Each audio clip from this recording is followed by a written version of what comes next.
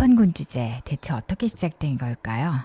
제목이 조금 어렵죠. 단어를 한번 쉽게 풀어보겠습니다. 입헌은 헌법을 세운다는 뜻이고 군주제는 왕이 다스린다는 뜻이에요. 헌법을 세워서 왕이 다스린다. 즉 다시 말하면 왕이 마음대로 다스리는 게 아니라 법에 정해진 틀 안에서 다스리는 제도를 말합니다. 이런 입헌군주제는 영국에서 가장 먼저 시작됩니다. 입헌 군주제를 알기 위해서는 유럽에서 새롭게 태어난 시민계급에 대해서 알아야 돼요. 시민계급이란 물건을 사고 파는 상인이나 물건을 만들어내는 제조업자들을 말합니다. 우리가 흔히 들었던 부르주아라는 말이 바로 이 사람들을 부르는 이름이었죠. 그렇다고 이 사람들이 처음부터 어마어마한 대기업 회장님 같은 부자였던 건 아니겠죠. 지금으로 치자면 중산층 서민들에 가까웠습니다. 시민계급들은 땀 흘려 일하며 사회의 중심이 되어가고 있었습니다. 하지만 당시 사회를 지배하던 왕이나 귀족이 너무 자기들 마음대로 하는 거예요. 돈도 내가 벌고 세금도 내가 내는데 왜 이렇게 무시를 당해야 하지? 그렇게 해서 시민계급들은 혁명을 일으킵니다. 바로 시민혁명이죠. 이 시민혁명이 바로 17세기 영국에서 가장 먼저 일어납니다. 그렇다면 프랑스도 있고 다른 스페인도 있는데 왜 하필 영국에서 이런 변화가 시작되었을까요? 그것은 바로 영국이 다른 유럽 국가들에 비해서 의회 정치, 즉 여러 사람이 모여서 토론하고 결정하는 정치 체제가 가장 일찍 발전했기 때문입니다. 다시 말하면 이전처럼 왕 혼자서 마음대로 나랏일을 결정하는 게 아니라 국민을 대표하는 사람들이 한자리에 모여서 함께 회의하고 결정하는 방식을 말합니다. 자, 그럼 이 시작은 다시 13세기로 거슬러 올라갑니다. 당시 영국 왕이 자기 마음대로 세금을 막 거두려고 하니까 귀족들이 왕을 찾아가서 문서 하나를 건넨 바로 그때죠. 13세기 영국에는 땅을 다 뺏긴 왕이라는 별명을 가진 존 왕이 살고 있었습니다. 이 사람은 프랑스와 싸우는 전쟁마다 족족 다 졌어요.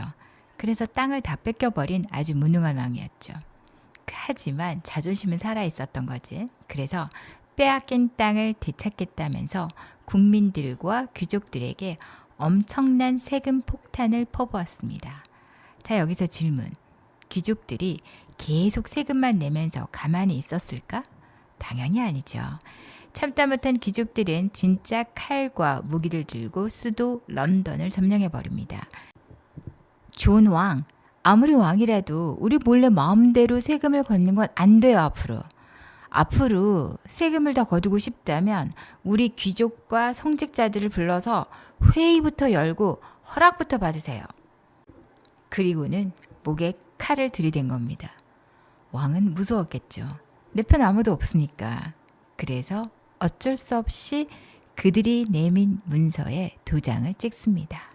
이 계약서가 바로 그 유명한 대헌장이에요. 아무리 왕이라도 법과 의회의 허락 없이는 마음대로 권력을 휘두를 수 없다는 약속의 시작이었고 이때부터 영국에는 의회가 열립니다. 앞서 우리는 존 왕 때는 귀족들이 칼 들고 와서 왕을 겁박해서 의회를 만들고 자신들의 권리를 주장하도록 하는 대헌장에 도장을 찍게 했다는 사실을 배웠죠. 그럼 귀족이 왕보다 힘이 일단 셌다고 생각할 수 있죠. 그런데 시간이 좀 흐르니까 갑자기 유럽에 왕이 내가 곧 국가다 하면서 모든 권력을 쥐는 절대왕정 시대가 찾아옵니다. 아니 그 힘센 귀족들은 다 어디 가고 갑자기 왕의 힘이 이렇게 강해진 걸까요? 여기에는 약 300년이라는 시간 동안 일어난 엄청난 사건이 숨어 있습니다. 바로 귀족들이 왕자리를 빼앗겠다고 자기들끼리 붉은 장미, 흰 장미 문양을 걸고 30년 동안 피 터지게 싸운 내전, 바로 장미전쟁입니다. 귀족들은 서로 씨를 말리겠다고 죽이다 보니 막강했던 대귀족 가문들이 거의 자멸해버립니다. 왕을 위협하던 거대한 장애물, 귀족들이 사라지면 자연스럽게 왕의 힘은 하늘 끝까지 올라가겠죠? 하지만 귀족이 없어졌다고 왕이 절대 권력을 휘두를 수는 없습니다. 일단 왕실 통장에 돈이 있어야 돼요. 지금부터 우리는 영국 왕실 곳간을 돈으로 빵빵하게 채운 헨리 7세에 대해서 이야기를 해보려고 합니다. 아까 우리 귀족들끼리 붉은 장미 가문과 흰 장미 가문이 30년 동안 피 터지게 싸웠다고 했죠. 이 잔혹하고 길었던 전쟁을 끝내고 최종 승자가 된 사람이 바로 헨리 7세입니다. 자, 이 헨리 7세는 거의 정치적 천재였어요. 승리하자마자 상대편 가문, 즉 흰장미 가문의 공주인 엘리자베스와 결혼을 해버립니다. 그러면 장미가 합체를 해버린 거죠. 두 가문을 하나로 합쳐버리면서 30년 내전을 완전히 끝내고 새로운 왕조, 튜더 왕조를 창건하게 됩니다. 자, 장미전쟁이 끝나고 왕이 된 헨리 7세의 가장 큰 숙제는 다시는 귀족들이 왕권을 위협하지 못하게 만드는 것이었죠. 귀족들이 개인 군대를 거느리지 못하게 법으로 금지하고 왕의 말을 안 듣거나 깝치는 귀족들은 왕 직속 비밀 재판소로 끌고 가서 엄청난 벌금 폭탄을 때리거나 처벌해버립니다. 이 덕분에 영국에서는 이제 왕에게 덤빌 수 있는 대귀족들의 세력이 완전히 몰락하게 돼요. 예를 들어서 나를 끌고 가서 너 돈 안 내놓으면 죽여버릴 거야 라고 하면 어떡해? 돈 줘야지. 헨리 7세는 또 역사상 손꼽히는 알뜰살뜰 구두쇠 왕이었습니다. 전쟁을 절대 버리지 않고 영국의 모직물, 털실이나 옷감 같은 거 그런 무역을 적극적으로 지원해서 세금을 야무지게 걷어요. 그리고 귀족들한테서 조금이라도 꼬투리가 보이면 무자비하게 어마어마한 벌금을 뜯어냅니다. 신하들이 참다 못해서 전하 세금을 너무 꼼꼼하게 거두십니다. 조금만 더 줄여주세요. 조금만 봐주세요 하고 아무리 불평해도 헨리 7세는 귓구멍이 막혔는지 들어먹질 않아요. 야, 안 들려. 나 왕실 통장만 채워야 돼.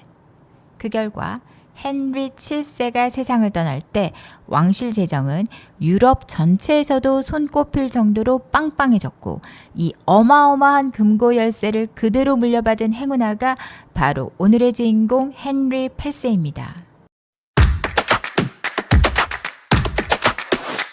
아까 우리는 아빠 헨리 7세가 알뜰살뜰 돈을 모아서 통장에 수조 원을 쌓아놓고 귀족들을 다 눌러놨다고 했죠. 그 대단한 아빠의 왕위와 빵빵한 통장 열쇠를 그대로 물려받은 최고 행운아 바로 헨리 8세. 그는 시작부터 유럽 최고의 금수저 왕이었습니다. 그런데 문제는 헨리 8세가 아빠랑 전혀 달랐다는 거예요. 화려한 걸 좋아하고 매일 축제를 달고 살고 나도 옛날 왕들처럼 땅 좀 넓혀봐야지 하면서 프랑스와 심심하며 싸우고 그 결과 몇 년 만에 아버지가 남겨준 어마어마한 유산을 몽땅 날려버립니다. 통장 잔고가 바닥나자 헨리 8세는 어회를 불러서 나 돈 떨어졌으니까 세금 더 걷게 승인해줘 라고 요구합니다. 하지만 헨리 7세가 아니잖아요. 귀족들은 헨리 8세를 아마 조금 만만하게 봤을까요? 좋은 왕 때 만들었다는 대현장을 들이밉니다. 의회와 국민들은 명분도 없는 전쟁하느라 돈 다 써놓고 왜 우리한테 세금 뜯어가니 왕아 하면서 강하게 반발하죠. 세금 안 내기 운동까지 일어납니다. 의회를 통한 세금 걷기에 헨리 8세는 완벽하게 부딪혀요. 자, 여기에 또 더 큰 문제가 터집니다. 바로 왕위를 물려줄 아들이 없어요. 첫 번째 왕비인 캐서린에게서는 딸 메리만 태어나고 아들이 안 태어나는 거예요. 헨리 8세는 불안해집니다. 아들이 없으면 내가 죽고 이 왕자리 놓고 또 귀족들 니네들끼리 피 터지게 싸울 테지? 그러다 캐서린 왕비의 시녀였던 엠블린을 보고 완전 뿅 가버려요. 캐서린과 이혼하고 젊은 엠블린과 다시 결혼해서 건강한 아들을 낳아야 되겠다. 하지만 당시 유럽은 왕보다 로마 교황의 힘이 훨씬 더 셌던 가톨릭 사회였습니다. 아무리 왕이라도 이혼을 하려면 교황의 승인이 꼭 필요했어요. 헨리 8세는 처음에는 교황에게 정중하게 이혼을 부탁합니다. 하지만 교황이 차일피일 대답을 미뤄요. 그리고는 안 된대요. 그 이유는 헨리 8세가 버리려던 캐서린 왕비의 조카가 바로 당시 유럽에서 가장 무서운 군대를 끌고 다니던 신성 로마 제국의 황제 카를 5세였기 때문입니다.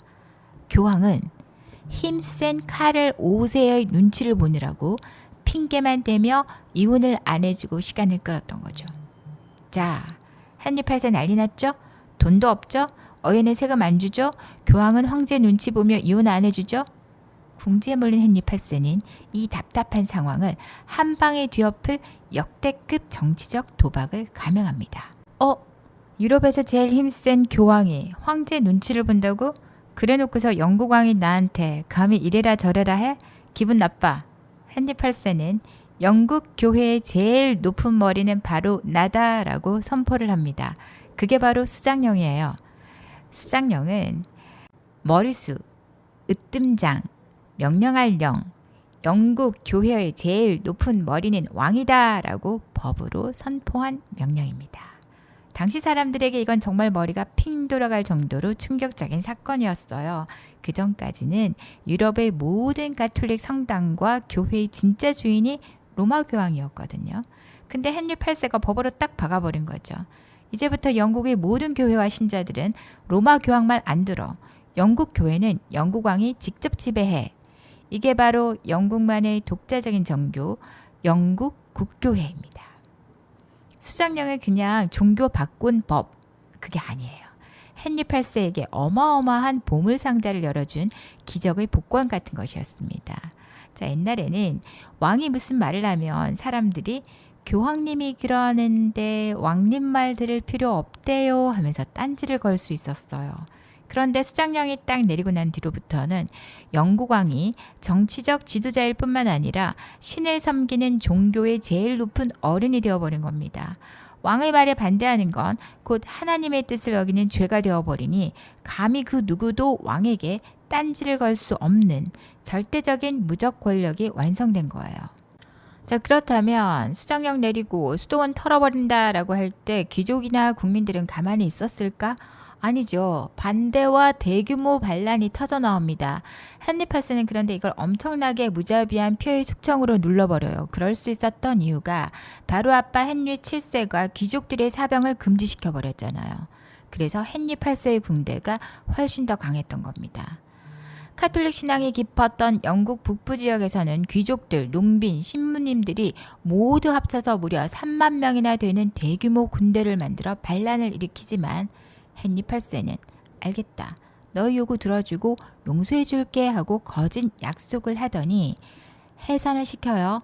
그리고는 반란군이 무기를 놓고 집으로 돌아가자마자 본색을 드러내서 반란을 이끈 귀족들과 주동자 200명이 넘는 사람들을 싹 잡아다가 목을 매달고 처형해버렸습니다. 왕의 가장 가까운 신하들 중에서도 이러면 교황님과의 관계가 완전히 끊어져 버리고 신의 뜻에 어긋납니다 하고 목숨 걸고 반대를 했는데요. 이때 바로 가장 유명한 사람이 유토피아를 쓴 토머스 모어였죠. 토머스 모어는 헨리 8세가 가장 아끼던 친구이면서 신하였지만 수장령에는 동의하지 않았어요. 그렇더니 헨리 8세는 망설임 없이 단두대로 그를 보내서 목을 잘라버립니다. 누구든 수장령에 반대하거나 내 종교 정책에 토를 달면 반역죄다. 귀족이든 대제상이든 신부든 그리고 나와 가장 가까운 친구든 상관없이 무조건 목을 잘라라. 3만 명의 반란군은 무참하게 짓밟히고 토머스 모어 같은 최고 귀족들의 목도 댕강댕강 떨어져 나가자 귀족들은 너무 무서웠어요. 자, 이제 귀족들은 왕 앞에 납작 엎드렸죠. 수장령을 성공한 헨리 8세는 바로 다음에 수도원 싹쓸이에 들어갑니다. 당시 카톨릭 수도원들은 수백 년 동안 금은 보화와 어마어마한 땅을 모아둔 최고의 대부자 집단이었어요. 영국 전체 땅의 20에서 30% 정도가 수도원 소유였다고 합니다. 자, 헨리 8세 이렇게 말하죠. 수장이 내 말 안 듣고 계속 로마 교황 편드는 수도원들은 전부 문 닫아. 왕은 수도원에 있던 금잔, 보석, 금화는 물론 성당 지붕의 납까지 자루째 털어서 왕실 보물고로 가져왔고 영국 땅의 3분의 1을 싹 압류해서 자기 재산으로 만들어버렸어요. 아버지가 남겨준 유산을 다 까먹었던 헨리 8세는 다시 한순간에 유럽 최고 부자왕으로 복귀합니다.